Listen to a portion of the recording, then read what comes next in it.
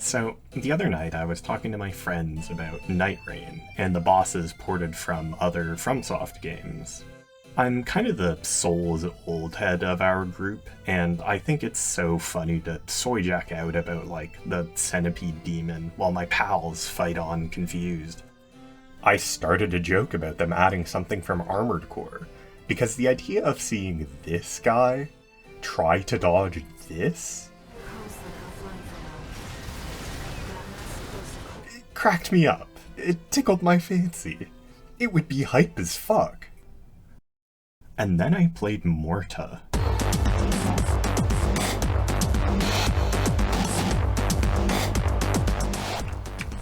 It's just a hardcore. Mohrta fucking rules.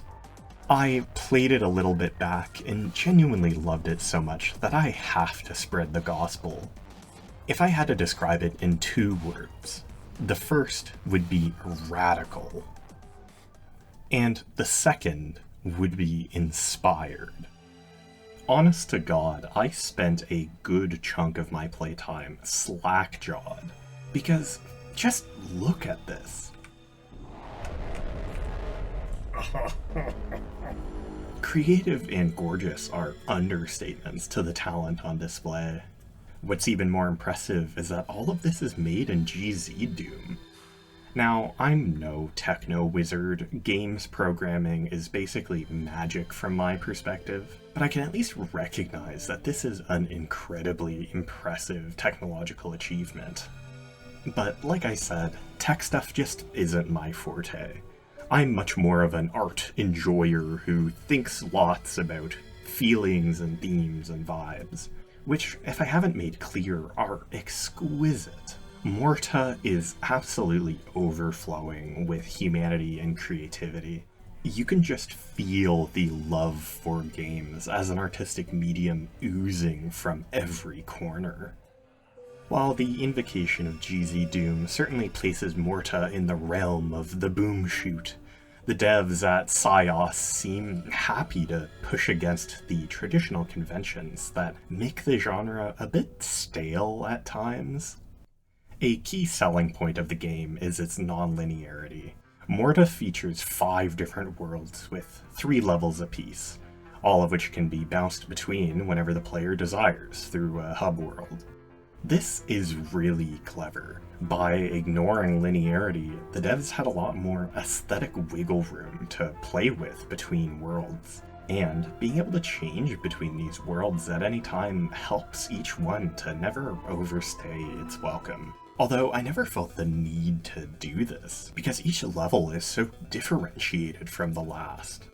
You go from gorgeous enchanted forest to fucked up bug cave, from dried seabed to carnival date, and these levels weren't just aesthetically brilliant, they were really fun and fulfilling to play.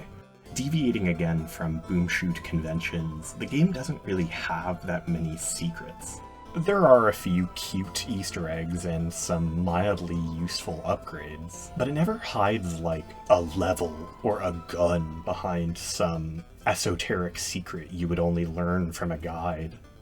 The game continually shocked me every time I found a sneaky side path, confident it'd be a little secret, just to find out that it was necessary progression. And this isn't a slight, to be clear, quite the opposite.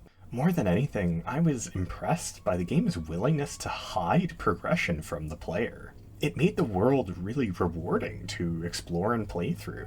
You couldn't just run from A to B and shoot a bunch of things. You really had to take your time to explore these areas.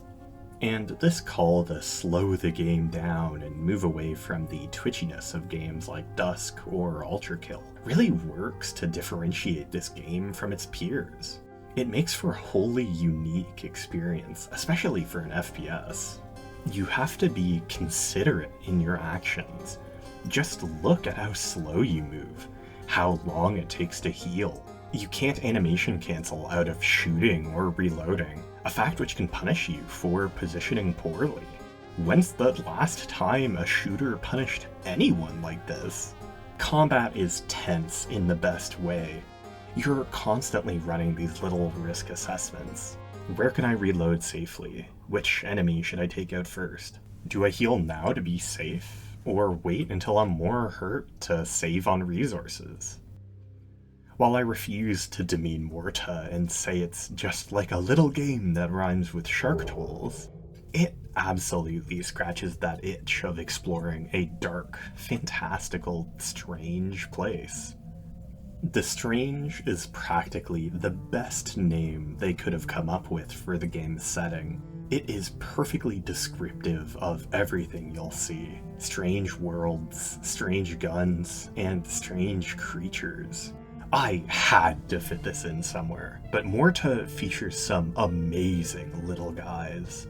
These small creatures are totally pointless. They don't drop anything or do anything but walk around and be cute. And yet, they add so much richness to each place you visit. I was, admittedly, a bit inebriated when I was going through this first level, but these bunny slug creatures really pleased me. 5. Oh, they're so big here. Wow. They sparked the same joy in me as seeing like a raccoon or a cat on the way home after a night out.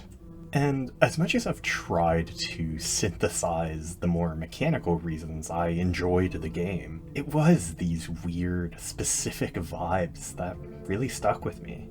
Mohrta just managed to elicit these very particular kinds of affective reactions in me. Ones more associated with memories than any specific words. Playing the game reminded me of playing Outer Wilds during my high school summer break. The games are nothing alike, to be clear, but the feelings of being overcome with whimsy, mystery, and awe at the game world are comparable. It also brought to mind hazy recollections of bumbling through Ocarina of Time with the help of YouTube guides to assist my dumb child brain. Mohrta is new and niche, so it's not like they're easily accessible guides. I had to skim through this 260 view playthrough to find some of the collectibles I missed, because it was the only source I could find. Playing through Mohrta was just such a stark departure from everything I associate with contemporary gaming. Wikis and Steam guides and story explained videos. And that experience was just really exciting, which is such a rarity these days. I have a mild fascination with those dumb videos titled, "Gaming Isn't the Same Anymore." You know the ones. They play that one Minecraft song and talk about the good old days of playing split-screen COD with friends, lamenting how little they want to play anything, even their favorite game, NBA 2K25. And these videos are funny for a myriad of reasons. They're blinded by nostalgia, of course, and are seemingly perplexed that life as an adult is markedly less fun than when you were a child. Shocker. Not to mention that this problem of gaming no longer being fun is so often self-inflicted. The people who feel this way play nothing but the most generic shit the AAA market has to offer. They treat games as consumption instead of art, and wonder why they don't feel anything. Yet, money is money, and these games make tons of it, no matter how bad they are. The enshittification of the games industry is real, even if gamers can't identify the reasons why to save a life.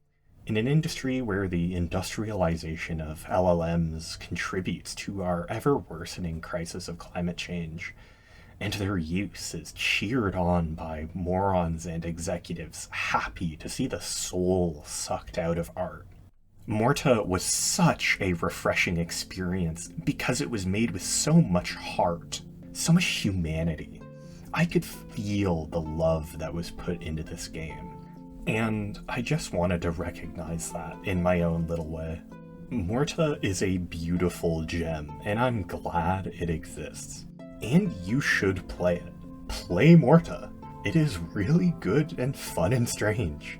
I don't expect that everyone would have the same experiences as me. Like I said, I'm a pretty sappy feeler, but it is an enjoyable game outside of that too.